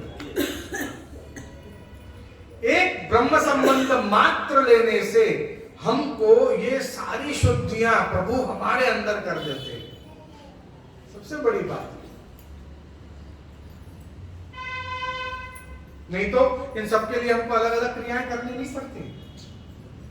यदि वैदिक अगर मर्यादा का हम अगर प्रोटोकॉल फॉलो कर रहे होते, फिर ये सब क्रियाएं अलग अलग करनी होती हैं, नहीं। प्राच्य दिशयाशी देवता तथा प्रतिवसंते ताभ्यस्य नमो नमः, त्रिच्य दिशयाशी देवता तथा, सारी दिशाओं को भी हमको शुद्ध करना पड़ता, अलग अलग मंत्र बोल के। ऊर्ध्वाय दिशे, अधराय दिशे, सबको अलग अलग पूजना पड़ता। यहाँ एक ब्रह्म संबंध लिया तो भूमि भी शुद्ध है, दिशा भी शुद्ध है, आत्मा भी शुद्ध है, देह भी शुद्ध है, सब कुछ नहीं। बहुत बड़ा दान है, बहुत बड़ा दान।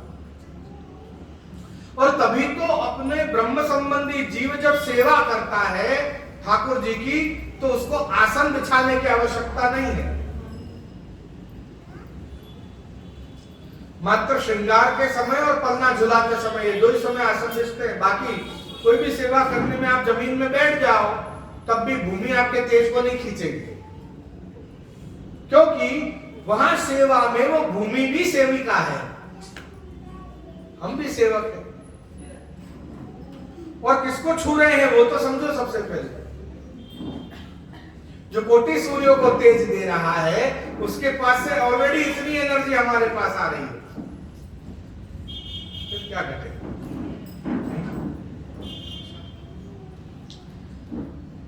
तो परब्रह्म पूर्ण है, निर्दोष है, और उनके साथ संबंध जुड़ना, वो जो दीक्षा जो है या जो दान है, उससे बड़ी और कोई वस्तु है ही नहीं इस जगत में, और हम उसको बहुत ही सरलता में ले लेते हैं, और उसके महात्म्य को, उसके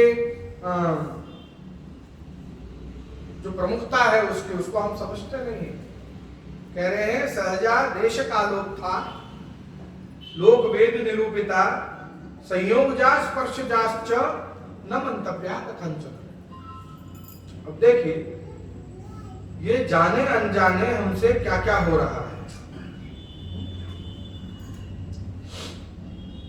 सबसे पहले कह रहे हैं इस शरीर से होने वाले जितने भी दोष हैं उनको सहजा दोष कहा। अब ये दोष कितने प्रकार के हैं? हमारे शरीर में अंग कितने हैं? शरीर में अंग कितने होते हैं? 12 अंग, 12 अंग नहीं बोलते हैं, है ना? तो 12 ही दोष हैं, अलग अलग प्रकार से इसके अंदर 12 दोष बनते हैं, है ना? फिर दूसरा क्या प्रकार बतलाया? देश, देश के अथवा भूमि के कुछ दोष होते हैं।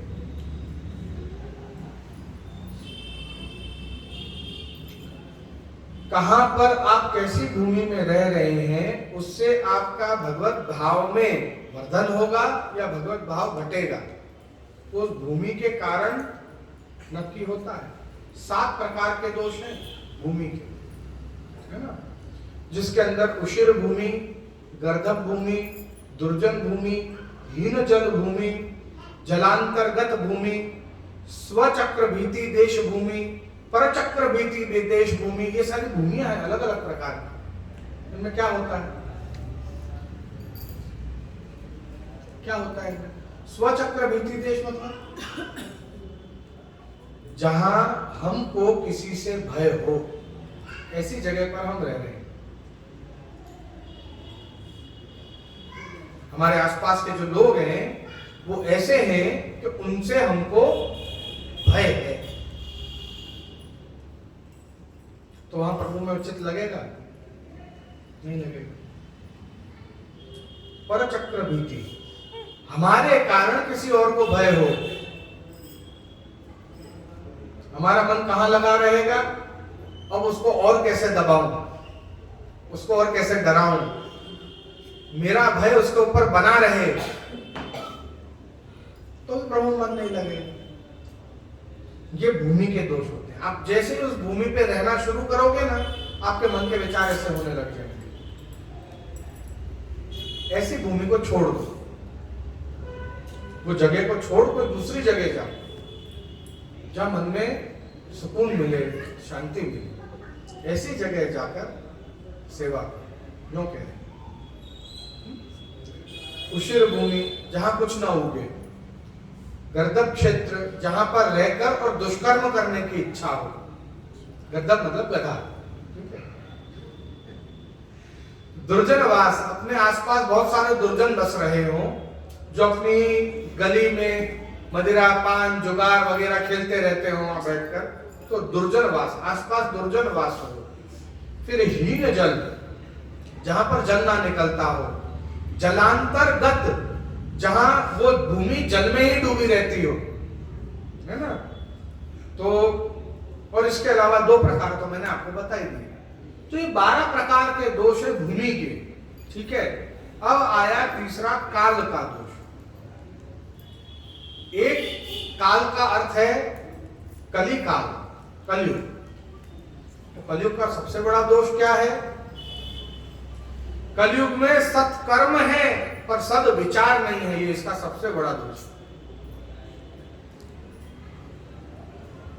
कभी महसूस किया होगा आपने भी, दान देकर, अरे भैया रसीद दे देना यार इसकी, है ना? यार ये आदमी कहीं जाकर दारू तो नहीं खरीद लेगा इस पैसे की, इसको दिया तो सही मैंने। विचार अच्छे नहीं है, समझ रहे हैं? देने के बाद हम उसको भूल नहीं रहे हैं, संस्मरण में है, ये कहां यूज करेगा, कहां वापरेगा ये पैसा, सही जगह जा रहा है ये धन या नहीं जा रहा है, मुझे इस दान का पुण्य मिलेगा या नहीं मिलेगा। लो, विचार हमारे शुद्ध नहीं, देने के बाद भी वो वाली बात हुई कि जैसे कि अंगूठी है, ये आपने किसी को दे दी, अब देने के बाद भी आपका मन इसके सोने में लगा हुआ है, तो दान पे फलित थोड़ी ना है ना? दान ऐसा होना चाहिए कि वो दान करके और भूल सके, तब तो दान फलित है। उसमें ही मन लगा रहेगा तो दान फलित। विचार, हमारे विचार दूषित हैं।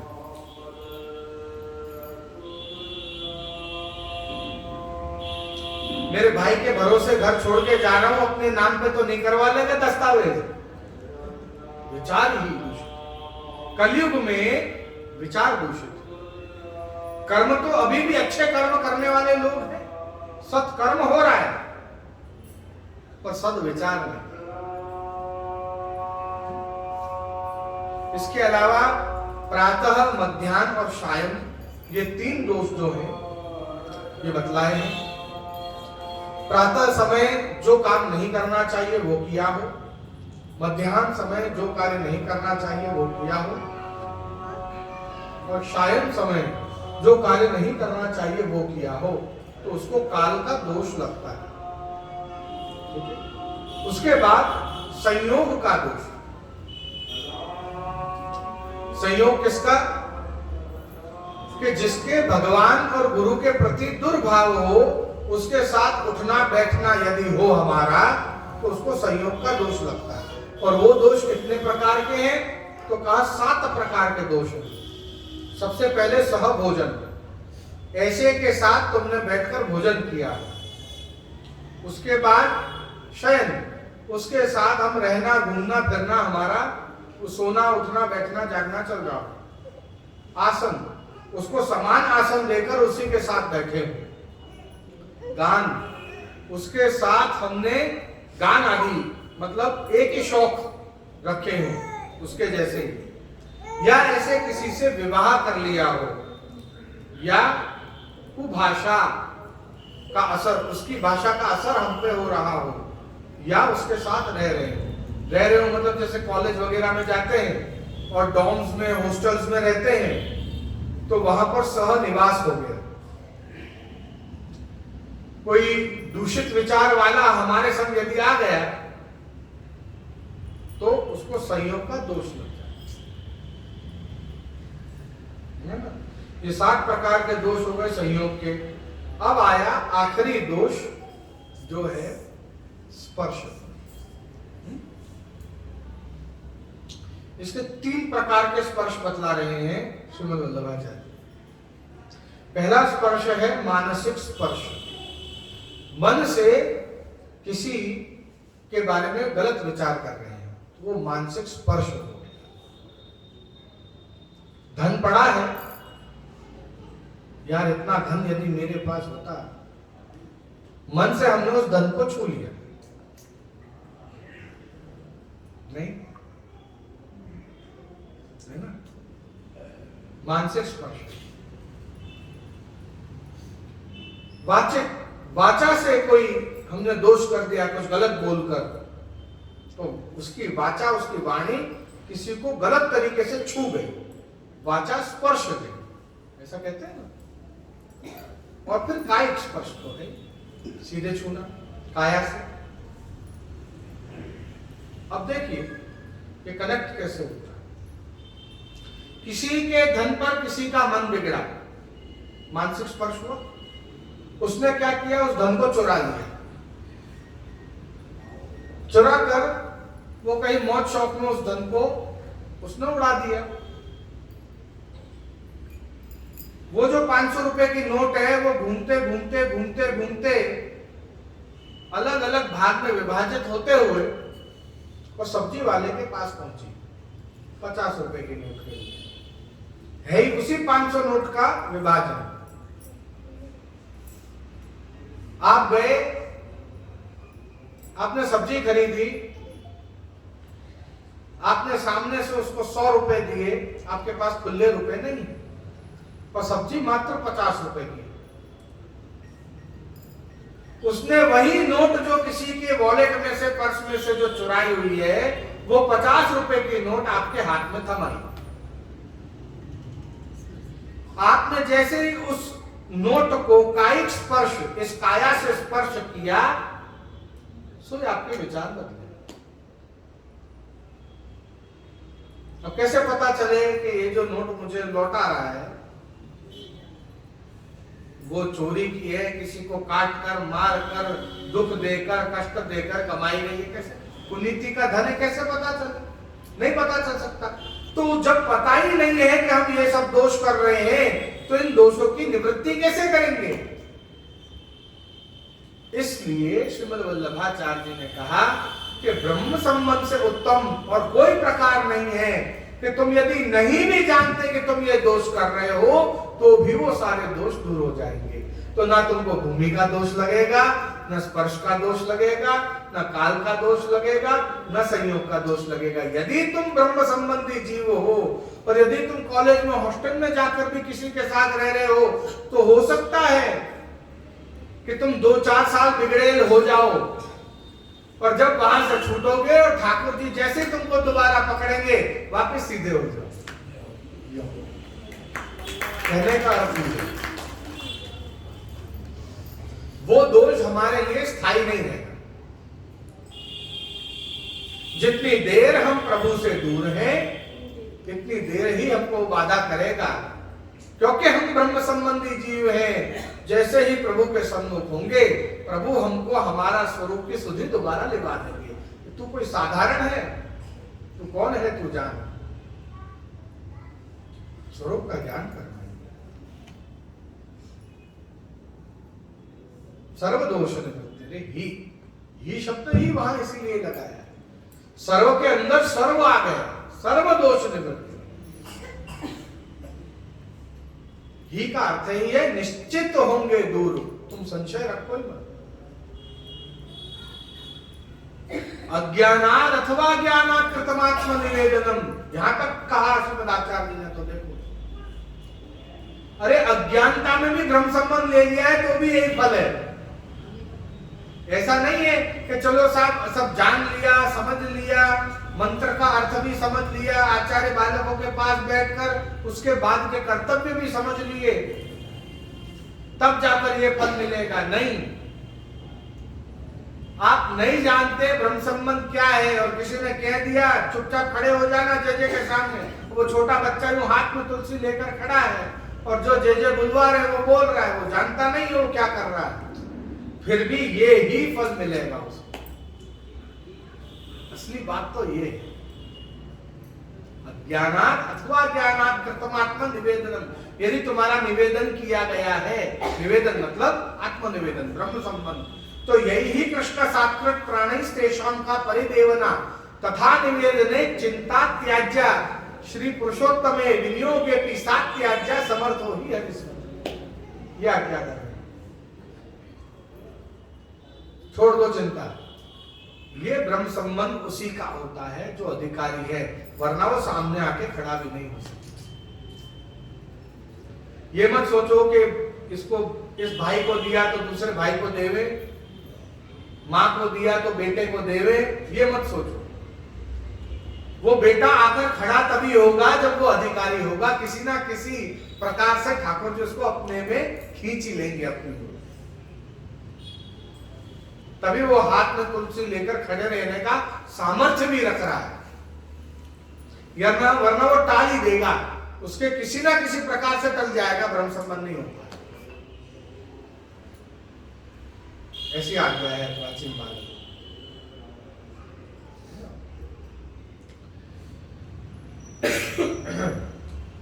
तो यहां पर इस श्लोक के अंदर अब ब्रह्म संबंध को ले लिया, सारे दोष भी दूर हो गए। अब जब वो ब्रह्म संबंध लेकर हम मंदिर में से जब बाहर जाएंगे, मंदिर में जब तक खड़े थे ठाकुर जी के सन्मुख तिवारी में खड़े थे, तब तक तो निर्दोषम ही समम, हम भगवान के समान निर्दोष हैं। और बाहर तो जाएंगे, लोगों से मिलेंगे तो संयोग का दोष भी लगेगा, स्पर्श का दोष भी लगेगा, भूमि का दोष भी लगेगा, देह का दोष, सहजा दोष भी लगेगा। तो फिर उससे दूर कैसे होंगे? अब आपने हे श्री वल्लभ हमको पूर्ण पवित्र कर दिया, पर हम तो वापस उसी लौकिक में रहने जा रहे हैं, वही क्रिया करने जा रहे हैं, सब करनी तो पड़ेगी। दुकान भी जाना पड़े, दुकान में जाएंगे तो ग्राहक भी आएगा, ग्राहक आएगा तो कोई ऐसा भी ग्राहक होगा जो भगवान में भाव न रखता हो, उसके साथ उठना बैठना, उसको चाय भी पिलानी पड़ेगी। आइए साहब, बैठिए साहब, चाय पीजिए साहब। तो अच्छी बड़ी शॉपिंग कर ली अपनी दुकान से तो और उसका ध्यान रखना पड़ता है कि ये तो बड़ा ग्राहक है अपना, है ना। वो कह दे नहीं साहब आप भी लीजिए चाय, तो उसके साथ बैठ के भी चाय पीनी पड़ेगी। तब वो सह भोजन वाला दोष नहीं लगेगा। जो भगवान में दुर्भाव, गुरु में दुर्भाव रखता है, ऐसे के साथ बैठकर आपने चाय पी, फिर क्या करोगे? तब 3 प्रकार या 3 नियम बतला रहे हैं जो एक ब्रह्म संबंधी जीव को ब्रह्म संबंध लेने के बाद पालन करने चाहिए। यदि ये 3 नियम वो जीव पालन करता है तो दोबारा उसके अंदर ये 5 प्रकार के दोष कभी नहीं आएंगे। ऐसी आज्ञा का वो पवित्र ही रहेगा। पहला दोष क्या है? असमर्पित वस्तु नाम तस्मात् वर्जनम आचरेत्। सबसे पहले आचरण, किसका आचरण करो? ऐसे किसका आचरण? असमर्पित वस्तु का त्याग करो। जो जो वस्तु भगवान को समर्पित नहीं की है उसको ग्रहण मत करो। उसको पहनो भी नहीं, उसको चलाओ भी नहीं, उसको खाओ भी नहीं। यदा कदा कहीं बाहर विवाह आदि में भोजन करना पड़े तो तब क्या करें? वहां क्या ठाकुर जी ले जाए अपने साथ, वहां भोग लगाए ठाकुर जी को? कैसे करें? तो कहा नहीं, ऐसे उसमें परिस्थिति में मिश्री का एक टूक ले जाए या थोड़ा चरणामृत ले जाए अपने साथ, जैसे नमक पधराते हैं ऐसे हल्का सा उसमें भुरक दें और फिर उसको ग्रहण करें, तो समर्पित वो भी हो जाए।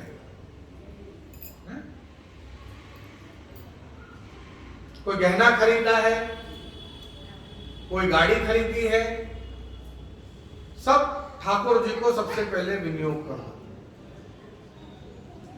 गहना ठाकुर जी के गादी जी पे धराओ एक बार, फिर उसको अपन पहने। गाड़ी में ठाकुर जी का पीतांबर बांधो, वस्त्र बांधो, फिर उसको चलाओ, है ना। ऐसे हर एक वस्तु जो कुछ भी हमारे जीवन में आ रहा है वो सब प्रभु को विनियोग होकर ही उपयोग में होगा, है ना। ईशावास्यमिदं सर्वं यस्य किंचित जगत्याम जगत तेन तथ्येन भुंजीथा। इस जगत में जो कुछ भी है वो प्रभु का और प्रभु के लिए है। इसलिए यदि उस प्रभु को विनियोग कराए बिना तुमने उसका उपभोग या उपयोग कर लिया तो उसका एक बहुत बड़ा दोष हमको लगता है।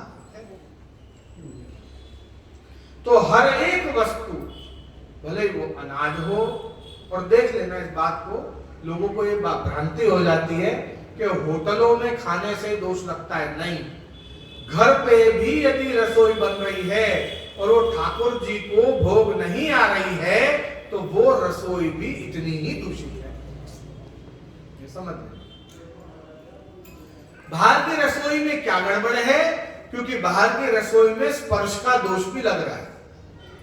कौन किस भाव से क्या विचार करके बना रहा है वो आपको पता नहीं है, तो वो जब आप खाओगे तो वो दोष भी उसमें लागू हो जाएगा। तो असमर्पित तो है ही, उसके अलावा उसमें ये भी सारे दोष भरे हुए हैं, इसलिए वो थोड़ा ज्यादा दूषित है। और अब तो कोरोना में अपन सब समझ ही गए। पर यहां पर ठाकुर जी को विनियोग कराने का जो प्रकार है वो इसलिए है क्योंकि इस जगत में जो कुछ भी है वो सब कुछ प्रभु का ही है। ये जगत ही उसने रचा है स्वयं के लिए।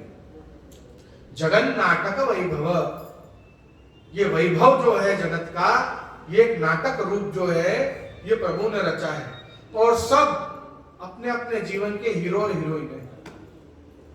मैं मेरी पिक्चर का मैं खुद हीरो हूं, आपकी पिक्चर के आप हीरो हैं, आपकी पिक्चर के आप हीरो, अपने अपने दृष्टिकोण से सब अपने अपनी पिक्चर के हीरो है, सब अपने पॉइंट ऑफ व्यू से मेरा जीवन ऐसा व्यतीत हुआ। हम सब अपनी अपनी स्टोरी लिख सकते हैं। एक नायक है, एक नायिका है। प्रभु को जब जो देखने की इच्छा होती है वही बटन दबा देते हैं। हाँ साहब, आज कॉमेडी देखना है तो इनका जीवन देखेंगे, आज एक्शन देखना है तो इनका जीवन देखेंगे। ये चैनल है सब उनके, हम सब चैनल है उनके, टीवी में आते हैं ये चैनल। जब उनको जिसका जीवन देखना होता है उसी का जीवन देखना शुरू कर देते हैं। कुछ देर उनका जीवन देखते हैं, कुछ देर उनका, कुछ देर उनका।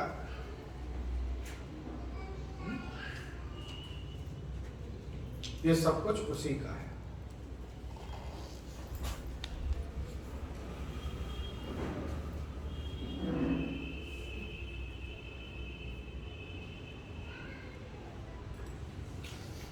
तो क्या ब्रह्म संबंध सर्वदोष को निवृत्त करता है? तो क्या उसके बाद दोबारा जन्म नहीं होता? होता है। तो फिर ब्रह्म संबंध लेने का अर्थ क्या? जब जन्म मरण के चक्कर में ही फंसे रहना है तो ब्रह्म संबंध क्या देता है?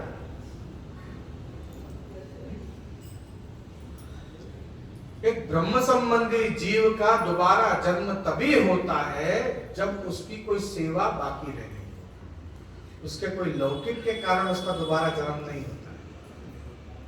ये समझने की बात।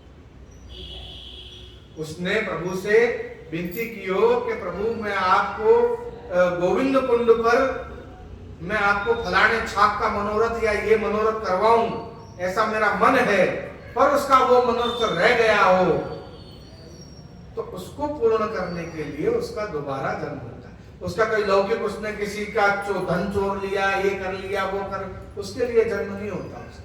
वो दोष तो सारे निवृत्त हो जाते हैं क्योंकि उसका विचार शुद्ध हो जाता, फिर वो आगे ऐसी क्रिया करता ही नहीं, है ना। ब्रह्म संबंधी जीव वास्तव में ब्रह्म संबंध का जो अर्थ समझता है वो कभी गलत कार्य करेगा नहीं। वो तो इतना शरणागत है तो सभी को विवेक से, सभी को प्रेम से देखने लगता है। तो यहां पर भी शरणागति का जो सिद्धांत मात्र है वो पुष्टि मार्गीय ना होकर के संपूर्ण विश्व पर इसको जो जो स्वीकार करेगा पूर्ण विश्व में शरणागति को, उन सबका भला होगा। क्योंकि शरणागति इतनी सुंदर वस्तुओं को सिखाती है, हमारे अंदर धैर्य लाती है, विवेक लाती है, दासत्व लाती है, प्रेम लाती है।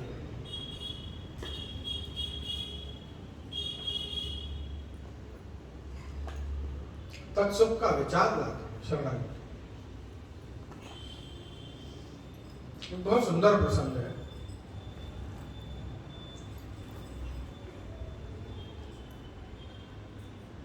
दो वैष्णव थे मित्र, और नित्य एक वल्लभ बालक के पास जाकर बैठते, हास्य प्रसंग चलता, हा हा ही आनंद चलता। युवान जो थे दोनों, उनके घर के बड़े जब आते तो उनको टोकते, ये कौन है तुम जानते हो? अग्निकुल है, इनके सामने बैठकर मस्करी करते हो, तुम अपनी सीमा में नहीं रहते हो, ये तो उचित बात है, इनसे तो कुछ सीखा करो। तो बार बार ऐसे टोकते। तो एक दिन उन मित्रों में से एक मित्र ने जवाब दे दिया, पलट, ये सब ज्ञान प्राप्त करने के लिए तो आप हो ना। गुस्सा आ गया, जो बड़े थे उनको गुस्सा आ गया, तो तुम यहाँ क्यों बैठे हो, भागो यहाँ से। तो कहने लगे कि हम जब मस्करी करते हैं, हास्य प्रसंग करते हैं, तब श्री वल्लभ के मुख पर जो आनंद, जो स्मित होता है, हम वो देखने के लिए बैठे रहते हैं कि हमारे हास्य प्रसंगों पर ठहाके दे देकर जो जे हंसते हैं, तब वो देखकर हमको आनंद आता है। हमको एक ज्ञान में समझ नहीं आती, पर उसकी प्रसन्नता में हमारी प्रसन्नता है। इसलिए हम यहाँ बैठकर मस्ती मजाक करते हैं, क्योंकि वो प्रसन्न रहता है, वो हंसता है। मार्गी ऐसा है, ज्ञानियों के पल्ले नहीं पड़ती और प्रेमियां इससे पार नहीं पाते। मार्गी ऐसा हटके है। तो आगे का क्रम अपन कल लेंगे। आगे के जो श्लोक हैं, अन्यथा सर्वदोषाणाम न निवृत्ति कथंचना इत्यादि जो श्लोक हैं अपन कल लेंगे। आज यही विराम करते हैं। 8:06 भी हो चुकी है और सभी को अपने अपने घर अनेक कार्य भी होंगे। तो इतना ही कहकर श्रीमद आचार्य जी श्री मदन मोहन प्रभु के चरणों में अपने वक्तव्य को समर्पित करता हूँ। श्री वल्लभाय